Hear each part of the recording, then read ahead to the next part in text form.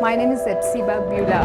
Before I was a Hindu girl doing a lot of idol worship, and I was like completely a traditional girl, like accepting what father says, what the elder says, and I was used to respect all those things. And after coming to the Lord, and I stopped the tradition. I completely stopped the tradition, and I just entered into the love and compassion of the Lord. My parents arranged for the marriage, and it was like a 2 months gap from the arrangement to the marriage. And immediately after marriage, like he said, like I don't like you. I just want to leave, and he left. Even I was pleading him, I was begging him, and I was asking him to come back, but it never happened. If he is not going to come to me, I want to die. That if he is going to be separated from me, I should die. The day I was about to kill myself, I was watching a TV channel, and immediately she started like, here one girl is crying. You have been separated with your husband and you are planning to die now, but you are not going to do that. Immediately I called to one of my Christian friends, and she shared with me the gospel. On the spot, I accepted Lord as my Savior. The next moment, I felt free from the burdens and all kind of thoughts, and everything left me. Praise lord అండి. దేవునికి మహిమ కలుగును గాక. ప్రార్థన చేసుకుందాం. పరిశుద్ధ గొప్ప దేవా, నీకు స్తోత్రం, స్తుతి, మహిమ, ఘనత, ప్రభావం చెల్లించుకుంటున్నాం నాయన. ఈ సమయంలో ఉన్న పాటను మీ పాస్ అనేది కొష్టకు మీరు మాకు ఇచ్చిన గొప్ప దేనతకి వందనాలు. ఆశ్చర్యకరుడు, ఆలోచనకర్త ఉన్నవాడు వాడు తండ్రి, నిన్న నేడు నిరంతరం ఒకే రీతిగా ఉన్నందుకు మీకు వేల కోట్ల వందనాలయ్యా. అయ్యా తండ్రి, పాట ద్వారాను, ఆరాధన ద్వారాను, ప్రభా వాక్యం ద్వారాను మమ్మల్ని దర్శించండి ప్రభా. ఈరోజు 18వ దినంలో మేమంటుండగా ఈ ప్రత్యేకమైన శ్రమ దినాల్లో ప్రభా మీ బలముతో నింపండి అయ్యా, మీ శక్తితో నింపండి తండ్రి. దేవాన్ని ప్రేమతో మమ్మల్ని ఆదరించమని యేసుక్రీస్తు నామములో సమయాన్ని సమర్పిస్తున్నాము తండ్రి. ఆమేన్. ప్రైజ్ లార్డ్ అండి. దేవునికి మహిమ కలుగును గాక. మరి ఈరోజు దేవుడు మనకి ఇస్తున్న చక్కటి పాటని పాడుకుంటూ దేవుణ్ణి మహిమపరచుదామండి. నా తండ్రి నీవే, నా దేవుడవు నీవే, నా తండ్రి నీవే నీవే, నా తండ్రి నీవే, నా దేవుడవు నీవే, నా తండ్రి నీవే నీవే. యేసయ్యా యేసయ్యా యేసయ్యా యేసయ్యా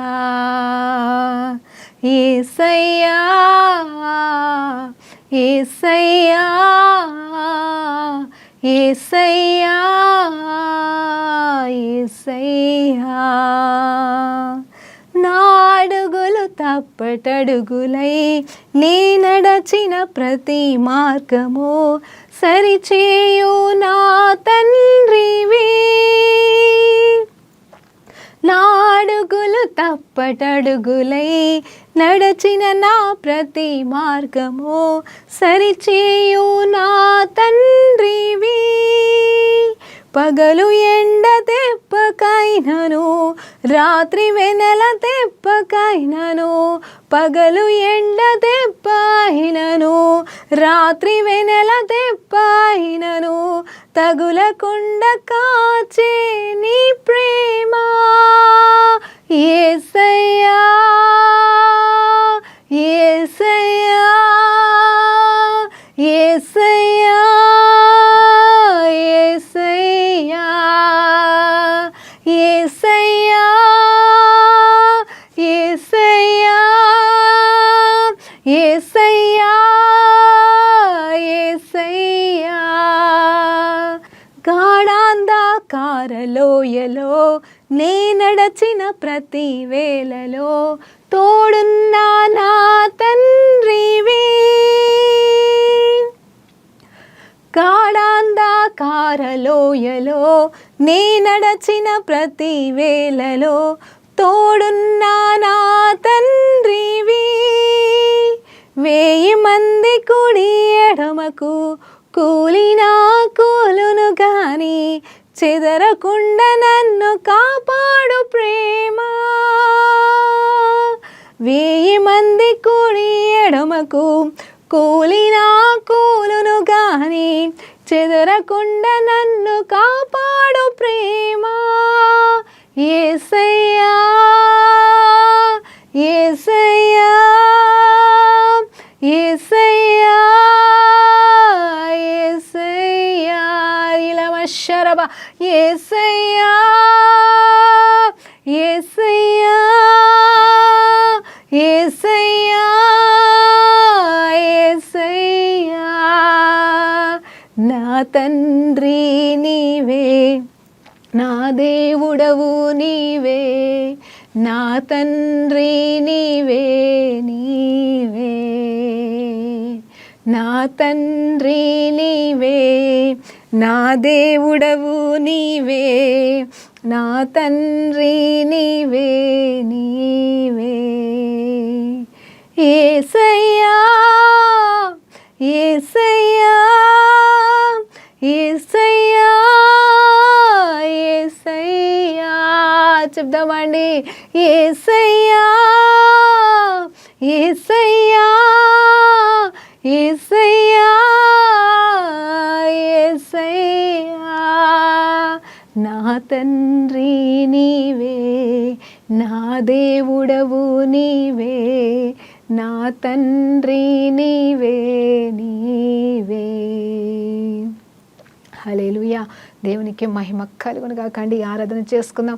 పరిశుద్ధ గొప్ప దేవా నీకు స్తోత్రం. రీఖాలా మాసాకార కోశారా నామా దారాబా అయ్యా నీకు వందనాలు. యేసయ్యా అని పిలిచిన మరుక్షణమే మా పక్కన నిలబడే తండ్రి, మాతో ఉన్న దేవా, మాలో ఉన్న దేవా, మమ్మల్ని పలకరిస్తున్న తండ్రి దేవా నీకు స్తోత్రమయ్యా. రీఖాబాలా నా మాసాక తూరి హల్లబా ఇందిరి నీకి షుకుర్రికా బాజా బాసాక తూరి హల్లబా షరా బాబా. పరిశుద్ధాత్ముడా నీకు స్తోత్రం. మహోన్నతుడా మహాగణుడా నీకు స్తోత్రం. 10,000లో అతి సుందరుడా అతి కాంక్షణీయుడా నీకు స్తోత్రమయ్యా. మా తండ్రి దేవా నీకు స్తోత్రమయ్యా. మమ్మల్ని సృష్టించిన సృష్టికర్త నీకు స్తోత్రమయ్యా. ఓ రీ బాబా షరబా సఖా రోహులి ఇంది నీకి షుకు రిహలకి తెరి కాసుకు రోహో ఓ రీ బాబా సఖ నీకల్లమ థరన మరనమ షరబ. హల్లెలూయా. రాజా నీకు స్తోత్రమయ్యా. తండ్రి నీకు స్తోత్రమయ్యా. మమ్మల్ని అరిచేతిలో చెక్కుకున్న మా తండ్రి నాయనా నీకు స్తోత్రమయ్యా. మా పితరుల దేవా నీకు స్తోత్రమయ్యా. అబ్రహాము దేవా ఇస్సాకు దేవా నా తండ్రి నీకు స్తోత్రమయ్యా. మాకు చాలిన వాడా నీకు స్తోత్రమయ్యా. ఓ రీ బాబా షరబా సఖా రోకు రీ హెల్లమ షరబ. అయ్యా మమ్మల్ని తృణీకరించని వాడా నీకు స్తోత్రమయ్యా. అయ్యా నీకు వందనాలు ప్రభా. పేరు పెట్టి పిలుస్తున్న వాడా నీకు స్తోత్రమయ్యా. ఓ రాజా నీకు స్తోత్రం. రీఖాబా షరబ రనమ రన కర్రబ షరబ దేవా నీకు స్తోత్రమయ్యా. రీఖాబా షరబ ఓ రీ బల నమ రన కాసి కందూరి కలబా షికందర.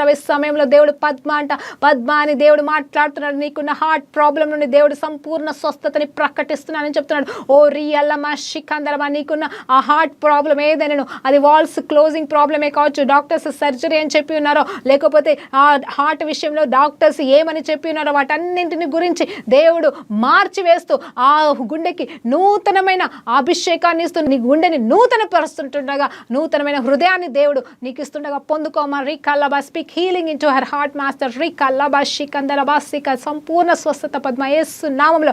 ఓ రీబా లబా సఖా రోకు రీకా లమా షికరబా ఓ రీబా సికందూరి హల్లమా షికబా. అయ్యా నీకు స్తోత్రమయ్యా. రీకా లమా సికా తూరి హల్లబా. ఈ సమయంలో నీ కడుపులో ఉన్న గడ్డని యేసు నామములో రీకాబా షికరబా నీ కడుపులో ఉన్న గడ్డని యేసు నామములో తొలగించమని యేసు నామములో ప్రకటిస్తున్నాను. రీకాబా షికరబా రబా. అది ఏ గడ్డ అయినను, అది ఏ సైజులో ఉన్నాను ఇప్పుడు యేసు నామములో కరిగిపోను గాక. రీబా లమా షరబా. ఓ రాజా నీకు స్తోత్రం. రీకాబా షరబా సఖా తూరి హల్లబా ఓ రీబాల నమా సికందూరి హల్లబా. ఓ రాజా నీకు స్తోత్రం. రీఖాబా షికందరబా. పరిశుద్ధాత్మ దేవా నీకు స్తోత్రమయ్యా. ఓ రలమా షికరబా తర నమరని కాసికందూరి కలబా షికందరబా. అయ్యా నీకు వందనాలు ప్రభా. ప్రతి బిడ్డని ప్రభా మీరు దర్శించండి, ముట్టండి, స్వస్థపరచండి, బలపరచండి, నూతనీకరించండి. పెళ్లి కుమార్తె అలంకరణ వారికి దయచేయమని బ్రతిలాడుతున్నాను తండ్రి. అయ్యా నీకు వందనాలు ప్రభా. మాకు చాలిన దేవా అయ్యా నీకే వేల కోట్ల వందనాలు కృతజ్ఞతాస్తుతులు చెల్లిస్తూ ప్రార్థన స్తుతి ఆరాధన మీకు సమర్పిస్తున్నాము తండ్రి. ఆమేన్. ప్రైజ్ లార్డ్ అండి. దేవునికి మహిమ కలుగును గాక. చక్కటి పాట ద్వారా దేవుడు మనల్ని దర్శించాడు కదండి. యేసయ్యా యేసయ్యా అంటే ఆ పేరును స్మరిస్తూ మరి జీవితకాలం అంతా బ్రతికించండి. నిజమే, పరలోకానికి వెళ్తే యేసయ్యా అనమంట, తండ్రి అనమంట, పరిశుద్ధాత్ముడు అని కూడా మనం అనమంట. మరి బైబిల్లో అయితే అలా మనం పిలుస్తామని అయితే రాయబడలేదు. కానీ మరి దివారాత్రములు పరిశుద్ధుడు పరిశుద్ధుడు, ఆయనకున్న గొప్ప పేరు పరిశుద్ధుడు అంటే ఆయన పరిశుద్ధుడు అండి. అంతే. ఇంకా ఎవరు యేసు అంటే పరిశుద్ధుడు, ఎవరు తండ్రి అంటే పరిశుద్ధుడు, ఎవరి సృష్టికర్త అంటే పరిశుద్ధుడు పరిశుద్ధుడు పరిశుద్ధుడు. అవునండి. కానీ మన కోసం ఆయన ఎన్నో పేర్లు పెట్టుకొని వచ్చినాడు. మనుషుల ద్వారా కూడా పేర్లు పెట్టబడి ఉన్నాడు. మంచి పేర్లు అండి. దేవునికి స్తోత్రం. ఆయన ఏమై ఉన్నాడు? ఆయన పేరే ఉన్నాడు. దేవునికి మహిమ కలుగునుగాక. అయితే ఈరోజు నా తండ్రి నీవే అని మనము ఆయనకి పెట్టుకున్న పేరండి. ఆ పాటని మనం పాడి ఉన్నాం. Yes is our father. మన తండ్రి అన్నాడు, అబ్బా ఫాదర్ని పిలుచుటకు యోగ్యతనిచ్చి ఉన్నాడంట. మనల్ని దత్తపుత్రాత్మలోనికి నడిపించాడంట. దేవునికి మహిమ కలుగును గాక. అవునండి, ఇఫ్ ఐఎమ్ నాట్ రాంగ్, నేను విన్నాను ఒక దగ్గర, ఏంటి అంటే ఈ కోర్ట్ సిస్టంలో చూసినప్పుడు, ధర్మశాస్త్రం కాదండి, జనరల్గా లోకానుసరమైన న్యాయం ప్రకారంగా చూస్తే పెంచుకున్న వాళ్ళకు ఉన్నంత హక్కు కన్న వాళ్ళకి ఉండదంటండి. అంటే ఒకవేళ మరి ఏ తల్లిదండ్రులైనా సరే ఇద్దరిని కానీ ఇంకొక వ్యక్తిని పెంచుకోవడం అనేది జరిగితే ఆ ఇద్దరికి ఆస్తి ఇచ్చినా ఇవ్వకపోయినా పర్వాలేదు, కానీ అది వాళ్ళ ఇష్టం, నేను ఇస్తా లేకపోతే, అంటే అఫ్కోర్స్ హక్కు ఉంటుందండి, తీసుకోవాలి. కానీ 99% కాదు 100%, అంటే దత్తత తీసుకున్న ఆ అమ్మాయికి కానీ కొడుకు కానీ ఉన్న హక్కు ఎక్కువగా ఉంటుందంట. అంటే అంత గొప్ప ధన్యత అనేది దత్తత చేసుకున్నవారు కానీ, అంటే లా ప్రకారంగా దత్తత చేసి మట్టిగా ఏదో పేరు పెడితే కాదు, అది మరి దానికి ప్రూఫ్లు ఉండవు కాబట్టి గొడవలు అయిపోతాయి. కానీ ఏదేమైనా సరే నిజంగా రూల్స్ అండ్ రెగ్యులేషన్స్ ప్రకారంగా దత్తత తీసుకున్న వారికి అధికమైన హక్కులు కన్నవారి కంటే, కన్న బిడ్డల కంటే కూడా ఎక్కువగా ఉంటాయని నేను విన్నానండి. నిజమే. అందుకేనేమో నేను అనుకుంటున్నా, కేవలం దేవుడు మనల్ని ఆయన అరచేతిలో చెక్కుకున్నాడు, అంత మాత్రమే కాదు, ఆయన ఏమంటారు, దత్తపుత్ర ఆత్మనిచ్చి ఉన్నాడంట. అంటే మనల్ని దత్తపుత్రులుగా చేసుకొని మరి ఆయన ఆత్మ చేత మనల్ని నింపినట్టుగా మనకు అర్థమవుతుందండి. దేవునికి మహిమ కలుగును గాక. యేసు ప్రభు అయితే తనే అయి ఉన్నాడు, తనే తన సొంత కుమారుడిని పంపించినట్టుగా అని చెప్తున్నాడు. అయితే ఆ సొంత కుమారుడిని పంపించి మనల్ని దత్తపుత్రులుగా చేసుకున్నాడు. దేవునికి స్తోత్రం కలుగును గాక. అందుకని కన్న కుమారుడి కంటే కూడా దత్తపుత్రుడికి ఎక్కువ అధికారం ఉన్నట్టుగా ఇప్పుడు మనం యేసు నామాన్ని బట్టి, యేసుని బట్టి మనము తండ్రి దగ్గరికి వెళ్ళడానికి ఒక మార్గం అనేది తెరవబడింది, అది నిజమే. కానీ ఆయన కంటే కూడా మరి గొప్ప ప్రేమతో మనల్ని దేవుడు చూస్తున్నాడు. అవును, మన మీద అంటే ప్రేమ ఉందండి, మనకి మీద కోపం కూడా వస్తుంది తండ్రి దేవునికి, ఎందుకంటే మనం తప్పు చేస్తున్నప్పుడు. కానీ మన మీద వచ్చిన కోపము మన మీద చూపించలేడు, కానీ తన కన్న కొడుకైన యేసు మీద చూపిస్తాడు. కాబట్టి మన మీద ఉన్న ప్రేమ అధికము అంటారా కాదా చెప్పండి. దేవునికి మహిమ కలుగును గాక.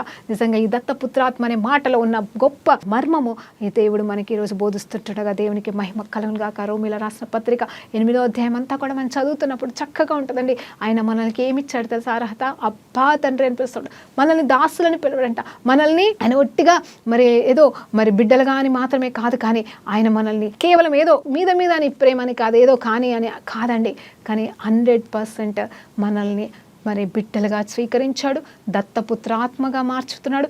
అంత మాత్రమే కాదు, is asking us to call as అబ్బా ఫాదర్. ఆయనని అబ్బా తండ్రి అని పిలుచుటకు మనకి యోగ్యతనిచ్చి ఉన్నాడు. అది కూడా మరలా యేసు ప్రభు ద్వారానే. దేవునికి మహిమ కలుగును గాక. చూడండి, యేసయ్య అంటే అయ్యా అంటే తండ్రి కదండి. చూడండి, ఆయన మనకి తండ్రి అయి ఉన్నాడు, ఆయన మనకి సమస్తమై ఉన్నాడు. నిన్నటి దినమున మనం పాట పాడుకొని ఆరాధన చేసుకున్నప్పుడు ఆయన మనకి వరుడై ఉన్నాడు, ఆయన మనకి భర్త అయి ఉన్నాడని ధ్యానిస్తూ ఆయన మనకి సర్వమై ఉన్నాడని దాని గురించి మనం ధ్యానించాం. ఈరోజు మనకి తండ్రిగా ఉన్న తండ్రి ప్రేమని మనం ఈరోజు పొందుకుందామా? అవునండి, ఎన్నో వచనాలు, ఎన్నో ధ్యానాలు, కానీ ఈ సీజన్లో కూడా మరలా మనం తండ్రి గురించి మనం ఆలోచన చేద్దామా? దేవునికి మహిమ కలుగును గాక. తండ్రి ప్రేమని, కుమారుడి ప్రేమని మనం ఎక్కడ పోల్చుకోవచ్చు తెలుసా అండి? ఒక్కసారి బైబిల్ గ్రంథంలో చూస్తే తండ్రి కుమారుల ప్రేమ మరి ఎవరి విషయంలో అంటే తప్పిపోయిన కుమారుడు టక్కన మనకి గుర్తొస్తాడు. కానీ ఈరోజు నేను ఒక ప్రత్యేకమైన తండ్రి కొడుకుల బంధాన్ని క్లుప్తంగా ఈ కొద్ది నిమిషాలు నేను మీకు చెప్పాలని ఇష్టపడుతున్నానండి. ఎవరు అనేది చూస్తే దావీదు, సొలొమోన్ అండి. దేవునికి మహిమ కలుగును గాక. దావీదుకి మరి ఆల్మోస్ట్ ఒక 15-20 మంది వరకు కూడా కొడుకులు ఉన్నారు. అంటే భార్యలకి పుట్టిన పిల్లలు 11 మంది 50 మంది వరకు ఉండొచ్చు. అంటే ఇంకా చాలామంది పిల్లల్ని కని ఉన్నాడు ఉపపత్నుల ద్వారా అని బైబిల్ చెప్తుంది. సో నిజంగా చెప్పాలంటే ఆ రాజ్యరికంలో ఉన్న బిడ్డలు ఒక 15 మంది వరకు అనుకున్నాను. వాళ్ళందరూ కూడా మరి దావీదు మహారాజుతో అంత అన్యోన్య బంధం అనేది వారికి లేనట్టుగా మనం చూస్తూ ఉంటాము. అబ్సలోంని చూసినా కానీ, లేకపోతే అమ్నోను చూసినా కానీ, లేకపోతే మిగతా ఎవరిని చూసినా కూడా వాళ్ళు ఏంటంటే తండ్రిని ప్రేమిస్తున్నారు, నేను కానట్లేదు, కానీ తండ్రిని అనుసరించిన వారిగా అయితే కనిపించట్లేదు. ఏదో ఒక దగ్గర తండ్రికి గాయం తీసుకొచ్చిన వారిగానే మనం చూస్తూ ఉంటాం. మరి సొలొమోన్ అయితే మొదట్లో ఎక్కడ కనిపించడు, వినిపించడు, కానీ పట్టాభిషేకము సమయంలో మాత్రం మరి దేవుడు తన పట్ల కలిగి ఉన్న ప్రణాళికను బట్టి అటు బెత్షెబాని కదిలింపచేసి, నాతాను ప్రవక్తని కదిలింపచేసి దావీదు దగ్గరికి వెళ్ళి మరి అక్కడ మరి సొలొమోన్ని రాజుగా ప్రతిష్ఠించడం అనేది జరుగుతుందండి. అయితే ఇక్కడ నేనేమంటే ఆ కాలంలో జరిగినది ఏం జరిగిందంటే, మరి దావీదు తన కుమారుడు ఆయన సొలొమోన్ ద్వారా మందిరము కడతాడు అనేది తెలుసండి. జాగ్రత్తగా వినండి. ఇక్కడ మరి దేవాది దేవుడు కొద్ది సమయం ముందే మనకి మరి ఆత్మదేవుడు మనకి సహాయం చేయనుగాక, చెప్పుటకు నాకు వినుటకు మీకు.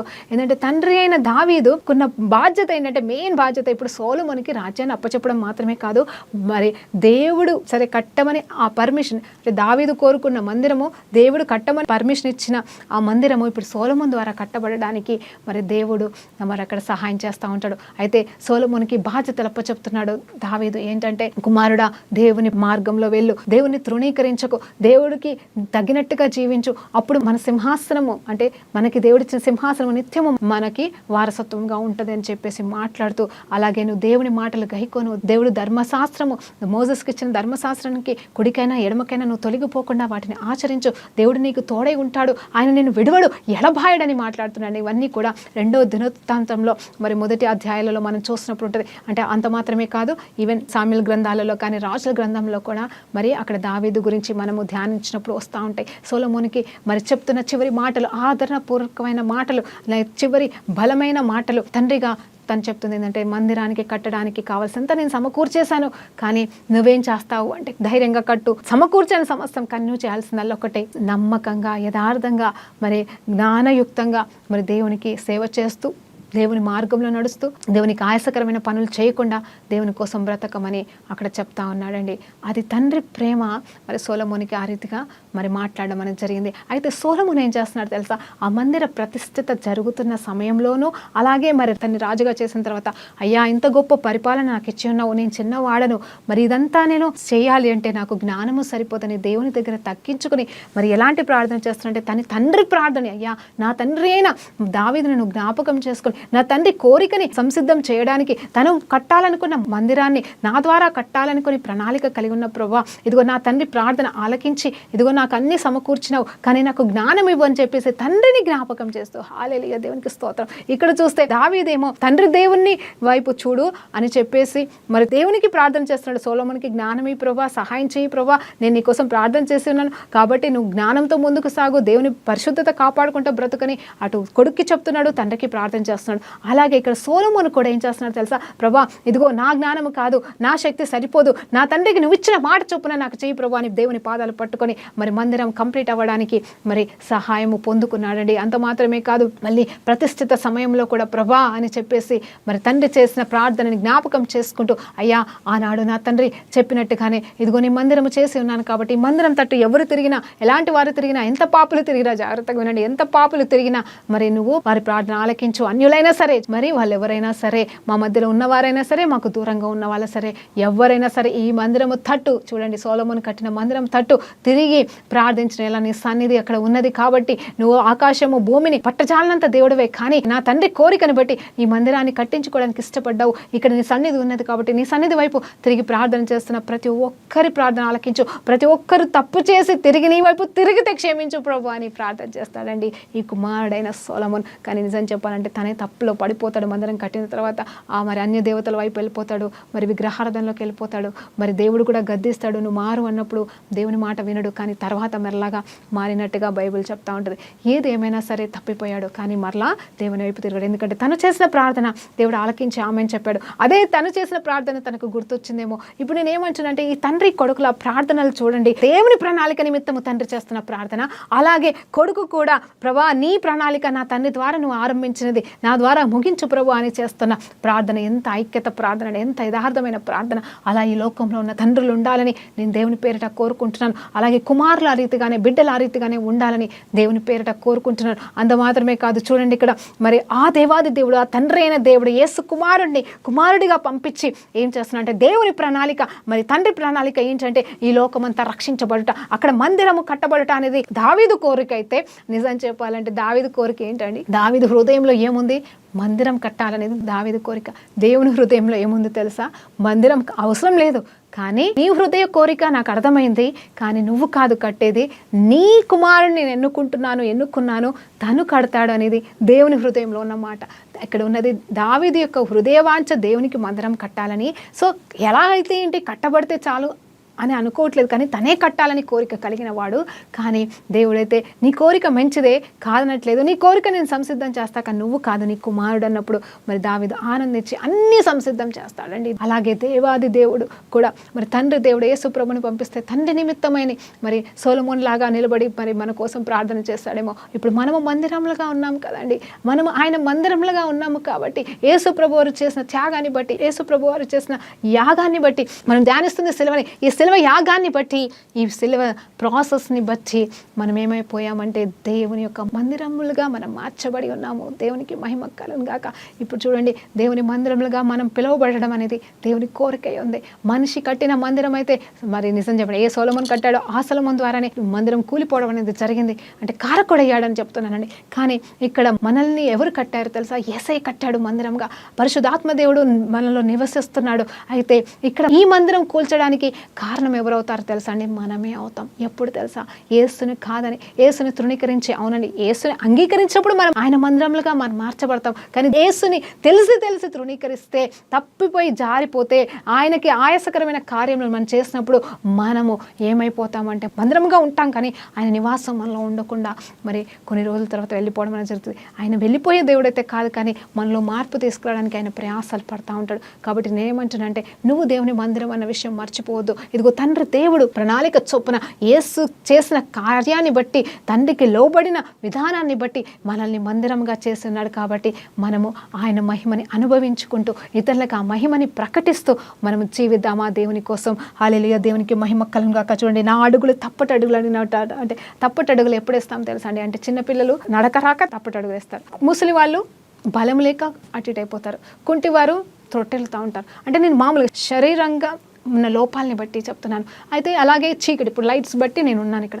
అంటే ఇక్కడంతా లైట్స్ అని ఆఫ్ అయిపోతే చీకటి ఉంటుంది, కాబట్టి నేను ఎత్తుక్కుంటూ తడుముకుంటూ వెళ్ళాల్సి వస్తుంది. కానీ దేవుడు ఏ చీకటి అయినా సరే, అది శాపమనే చీకట్లో నుండైనా, కష్టమనే చీకట్లోకి వెళ్ళైనా, పాపాలనే చీకట్లోకి వెళ్ళైనా సరే, మనము పడిపోయినప్పుడు దేవుడు మనల్ని తప్పిస్తాడంట. మన కాలు జారకుండా, మన కాళ్ళని మనం అడుగు వేసిన తప్పటడుగులని ఆయన సరిచేసే దేవుడుగా మనకున్నాడంట. హల్లెలూయా, దేవునికి మహిమ కలుగును గాక. మనం సమర్పించుకున్నప్పుడు ఆయన ఏదైనా చేయగలడండి. దేవునికి మహిమ. నేను ఒక ఉదాహరణ చెప్తాను. చాలా రోజుల కింద తండ్రి ప్రేమ గురించి చెప్తూ మరి ఉదాహరణ చెప్పాను, మళ్ళీ ఈరోజు మరి గుర్తు చేస్తున్నాను మీకు. ఏంటంటే, నేను ఒకసారి ఒక రోడ్డు గుండా నడుచుకుంటూ వెళ్తున్నాను. అంటే ఆ రాత్రంతా వర్షం పడింది, అంత బురదగా ఉంది.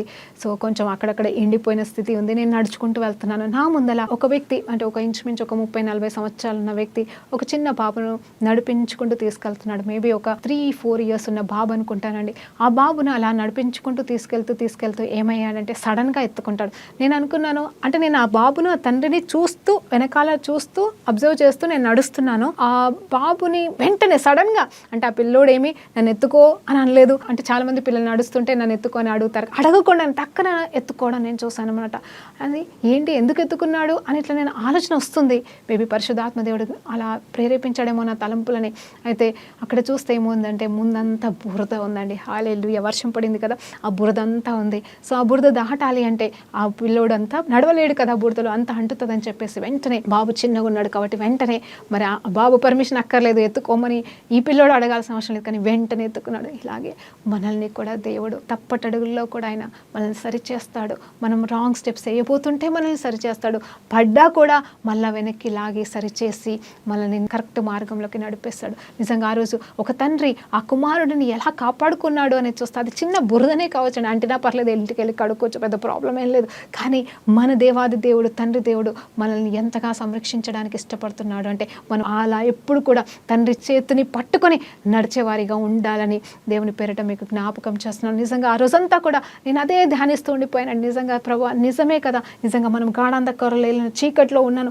నెక్స్ట్ వచనంలో కూడా చూస్తే, మరి గాఢాంధకార లోయలో నేను నడిచినా కూడా మరి ఆయన మనకి ప్రతి వేళలో తోడే ఉంటాడంట. 1000 మంది కూలినను పడినను, అంటే దేవునికి దూరమైన వాళ్ళు పడిపోతున్నా కానీ మనల్ని మాత్రం పడకుండా మనల్ని కాపాడుతాడు మన తండ్రి అయిన దేవుడు. మనం చేయాల్సిందల్లా ఒక్కటే, ప్రభా నా ఇష్టము కాదు నీ ఇష్టమే, నా చిత్తము కాదు నీ చిత్తమే అయ్యా, నన్ను ప్రతి అడుగులో నడిపించయ్యా, ఇదిగో నా ప్రణాళిక కాదు నీ ప్రణాళిక చొప్పున నడిపించని ప్రతి దినము మనం ఆయనకి సమర్పించుకునే జీవితము, ఆయన ఇష్టము నా ఇష్టము కాదని నువ్వు ప్రతిదీ సమర్పిస్తే ఆయన ప్రతి విషయంలో మనల్ని కాచి కాపాడుతాడండి. మనము ఎప్పుడు కూడా ఏముందిరే మన ఇష్టానుసారంగా అని చేస్తూ ఉంటాం, అక్కడే మనము పొరపాటు చేస్తాం. ఏముందండి, ఆయనకు అప్పు చెప్తే తప్పేముంది, ఆయన చూసుకుంటాడు కదా. మనం పనులు చేయలేక వేరే వాళ్ళకి పనులు అప్పచెప్తాము కదండి. మనం కింద ఉన్న వారికి పనులు చెప్తాము, ఇంట్లో ఉన్న వారికి పనులు పంచుకుంటాము. మరి ఇలా చేయడానికి అయితే ఇష్టపడతామో, మరి దేవుని మీద మన సమస్త భారాన్ని మోయడానికి ఎందుకండి ఆలస్యం చేస్తాం? ఎందుకండి సంక్షోభిస్తాం? ఎందుకండి అనుమానిస్తాం? ఎందుకండి మన చేతులకే తీసుకోవాలని చూస్తాం? మనుషులకి ఇస్తే వాళ్ళు ఇష్టంగా చేస్తారో కష్టంగా చేస్తారో, తిట్టుకుంటూ గులుక్కుంటూ చేస్తారో, మనం చెయ్యము, మనకు అవసరం లేదు, వాళ్ళ చేతనే చేపిస్తా అనే మూర్ఖ స్వభావాలు మనకుంటూ ఉంటాయి, స్వార్థపు స్వభావాలు. అలాంటిది మన భారము మన పనంతా దేవుని మీద మోపేసి, ప్రభా ఇంకా నువ్వే చూసుకో, నువ్వే చెయ్యి, నా ద్వారా నువ్వే జరిగించు అని చెప్పేసి ఆయన మీద అనుకుంటే ఆయన మనల్ని ఎంత చక్కగా గెలిపిస్తాడండి, సహాయం చేస్తాడు. మరి ఆయన మనల్ని కోరుకుంటున్నాడు, తండ్రిగా నిలబడతాడు. చూసారండి, దత్తపుత్ర ఆత్మ గురించి మనం మాట్లాడుకున్నాం. ఆయన మనల్ని తొట్టెళ్లకుండా కాపాడుతాడని మాట్లాడుకున్నాం. ఆయన మనతో ఉన్నాడు, మనలో ఉన్నాడు, మనల్ని ఆయన మందిరంలుగా చేసుకున్నాడని మరలా మనం జ్ఞాపకం చేసుకుంటున్నాం. అవునండి, ఆయన శరీరము మందిరమే. ఎందుకు మందిరం ఏంటంటే ఆయన సన్నిధి కాబట్టి, ఆయన శరీరధారి వచ్చి ఉన్నాడు, ఆయనే ఉన్నాడు కాబట్టి, ఆయన ఎక్కడ నిలబడితే అదే మందిరము కాబట్టి ఆయన మందిరమే ఉన్నాడు. కానీ ఇప్పుడు మనల్ని మందిరంగా చేసుకున్నాడు, ఎందుకంటే మనలోనికి వచ్చి ఆయన జీవిస్తున్నాడు. కాబట్టి దేవునికి స్తోత్రం కలుగును గాక. నేను ఒక మాట అంటానండి, ఎప్పుడు కూడా ఆయనని మన హృదయంలోకి మనము స్వీకరిస్తాం కదా. రక్షణ సమయంలో ప్రభా నా హృదయంలోకి రా అంటాం. తప్పిపోయినప్పుడు కూడా ప్రభా క్షమించు ప్రభా మరలా నా హృదయంలోకి రాని మళ్ళీ మనం ఆ ప్రార్థన చేస్తూ ఉంటాం. ఇతరుల చేత కూడా మనము చేపిస్తూ ఉంటాం. నేనేమంటానంటే మన హృదయంలో అన్నీ ఉంటాయండి యేసుతో పాటుగా, కానీ మనం ఏం చేయాలి తెలుసా అండి? ఆయన హృదయంలోకి మనం వెళ్ళి దాక్కుంటే అసలు అక్కడికి సాతాను గడొస్తాడా? వాడేమైనా చేయగలరా? మనం దేవుని హృదయంలో ఆల్రెడీ ఉన్నామంటే, కానీ మనం ఎలాంటి పొజిషన్ తీసుకోవాలంటే, yes we are right, we are seated in the heavenlies. ఆయనతో పాటుగా ఆయన తండ్రి కుడి పార్శ్వన యేసుతో పాటుగా మనం కూర్చొని ఉన్నాం, ఆయన కూర్చోబెట్టి ఉన్నాడు, అది సత్యమే. దాంతో పాటుగా ఆయనని మన హృదయంలోకి ఆహ్వానిస్తూ దేవునికి స్తోత్రం కలుగును గాక. మన హృదయాల్లో మనం పెట్టుకుందాం. సేమ్ మనము కూడా ఆయన హృదయంలో దాక్కుందామండి. ఆయన హృదయంలో ఏముందో చూడడానికి, ఆయన హృదయాంతరంగంలో ఏమి జరుగుతుందో తెలుసుకుంటూ మరి ఆయన హృదయానుసారం అవుదామా. ఇంతకుముందు మనం దావీదు తండ్రి కోరిక, ఎంత గొప్ప కోరిక, మందిరం కట్టాలని. కానీ పరలోకపు తండ్రి కోరిక ఏంటి తెలుసా అండి? మనల్ని మందిరంగా కట్టేసుకున్నాడు కదండి. అందుని బట్టి కూడా దేవునికి మహిమ కలుగాక. నువ్వు దేవుని మందిరం అన్న విషయం మర్చిపోకు. నువ్వు బలహీనుడవా? నీ శరీరంలో పర్ఫెక్షన్ లేదా? నువ్వు కుంటివాడివా, గుడ్డివాడివా? లేకపోతే నీలో ఎన్ని లోపాలు ఉన్నాయో, శరీరానుసారమైన కోరికల చేత గెలవలేక ఈడవబడుతూ వాటిని జయించలేక తప్పులు చేస్తూ పాపాలు చేస్తూ బ్రతుకుతున్నావా తమ్ముడా, అన్న? నేను ఒక్కటే మాట చెప్తున్నాను చెల్లి అక్క, నువ్వు ఒక్కటే గుర్తుపెట్టుకో. నీ శరీరమే కావచ్చు, నీకు ఇవ్వబడిన శరీరమే, కానీ ఆ శరీరంలో దేవుడు నివసింపగోరుతున్నాడు. దేవుడు దిగి వచ్చి నీ హృదయాంతరంగంలో దాక్కాలని కోరుకుంటున్నావు. కాబట్టి ఆహ్వానిస్తావా ప్రార్థన పూర్వకంగా. పరిశుద్ధ గొప్ప దేవా, అయ్యా ఈరోజు నా మాట విన్న ప్రతి బిడ్డలో ఉన్న శాప పాపాలన్నీ తొలగించయ్యా. తండ్రిగాను నిలబడి వారి హృదయాలని ప్రభానైనా మీరు దర్శించండి అయ్యా. వాళ్ళ హృదయంలోకి మీరు వెళ్ళండి, మీ హృదయాల్లోకి వారిని కూడా మీరు స్వీకరించమని బ్రతిలాడుతున్నాను తండ్రి. అయ్యా ఈ రోజు నుండి వారిని మీ మందిరములుగా ప్రతిష్ఠించుకోండి అయ్యా. నీకు ఆయాసకరమైన అన్నిటిని తొలగించి ప్రభా నీ కొరకు ప్రభా ఏర్పాటు చేసుకున్న దత్త పుత్రులుగా ప్రతి బిడ్డ మార్చబడును గాక. ఈ మధ్యాహ్న కాల సమయంలోని యేసుక్రీస్తు నామములో ప్రార్థన సమర్పిస్తున్నాము తండ్రి. ఆమేన్. ప్రైజ్ లార్డ్ అండి. దేవునికి మహిమ కలుగును గాక.